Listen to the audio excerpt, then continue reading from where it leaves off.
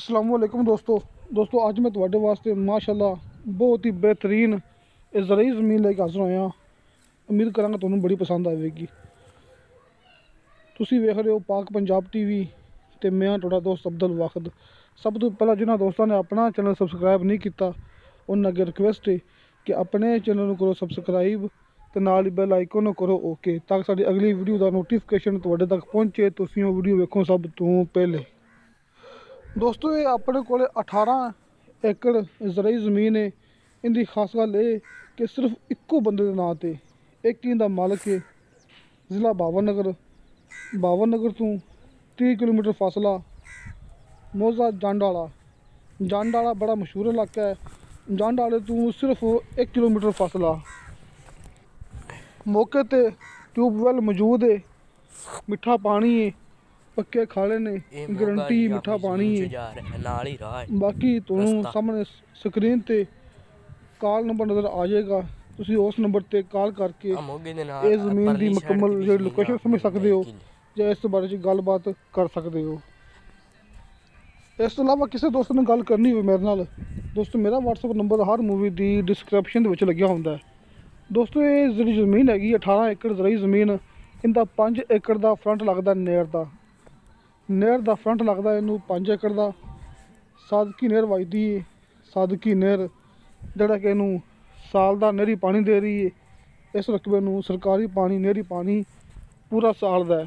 तुहाडे सामने हर फसल होंदी है। कमान की काश्त दिखा रहे हैं, तुहानूं पट्ठे भी दिखाए ने, झोना भी दिखावांगे कि इहदे विच हर फसल होंदी है। गारंटी है। ट्यूबवैल मौके ते मौजूद है, मिठा पानी है तो खास कर एक कमरा मौजूद है। इत्थे टरपैन लगी, ट्यूबवैल लग्या, उत्थे एक कमरा मौजूद है तो बिजली मौके पर मौजूद है, क्योंकि पिंड के अंदर समझ लो कि पिंड के बिल्कुल करीब ज़मीन है। जंड वाले तो सिर्फ 1 किलोमीटर सफ़र, मेन रोड तो बावनगर मेन रोड तो सिर्फ 1.5 किलोमीटर फासला, ज़िला बावनगर। ये भरावां दे सामने पक्के खाले माशाअल्लाह।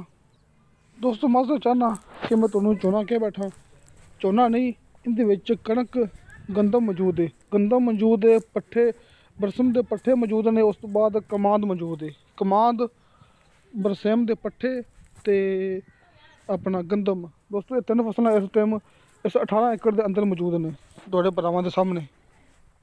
साल का नहरी पानी, ट्यूबवैल का पानी मिठा, मौके ते ट्यूबवैल मौजूद है, कमरा मौजूद है। ये अपनी गारंटी है। 5 एकड़ का फ्रंट लगता इनू सादकी नहर जड़ा कि इनू साल का पानी दे रही है। इस अलावा दोस्तों 55,000 रुपया इत्थे साल का ठेका है। इस रकबे का 55,000 रुपया साल का ठेका है। इनकी दोस्तों इंतहाई मुनासिब जी कीमत है 22 लाख पर एकड़। दोस्तों डिमांड है 22 लाख पर एकड़, तकरीबन कोई 21 लाख के आस पास अपना सौदा हो जाएगा, या फिर मजीद मालक मौके पर इस तो भी घट कर लैन। किसी रकबे की डिमांड फाइनल होंदी है, मैं भरावां दस दिंदा हुन्ना, लेकिन इनकी डिमांड फाइनल नहीं हैगी। 22 लाख के विचों कमी पेशी प्यार मुहब्बत हो जाएगा फी एकड़ के हिसाब नाल। जो दोस्त रकबे नूं खरीद के ठेके ते देवेगा उन्होंने ठेका मिलेगा 1 साल का फी एकड़ के हिसाब नाल 55,000 रुपया। दोस्तों खास गल तुसीं ये लाजमी याद रखनी, मैं तुहानूं भरावां नूं दोबारा फिर दस्सण लग्गिया कि सिर्फ एक ही बंदे के नाँ ते, सिर्फ एक ही बंदे के नाँ ते रजिस्ट्री इंतकाल है। ये रकबा है। नंबर तुहानूं भरावां नूं सामने नज़र आ गया होना है, नंबर है डीलर का। तुसीं राबता करना है डीलर नाल, लेकिन गारंटी होंदी है कि तुहाडी मुलाकात मालक नाल होवेगी। तुसीं इस नंबर ते राबता करके ते तुसीं डायरैक्ट मालक नाल मुलाकात कर सकदे जी।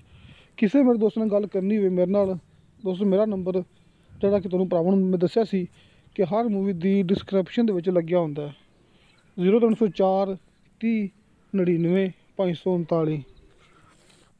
इस तो इलावा दोस्तों ये मेरी गारंटी होंगी कि मैं जो मूवी अपने यूट्यूब चैनल पर अपलोड करना सिर्फ वो अपलोड करना जिहड़ी कि बराए सेल होंगी।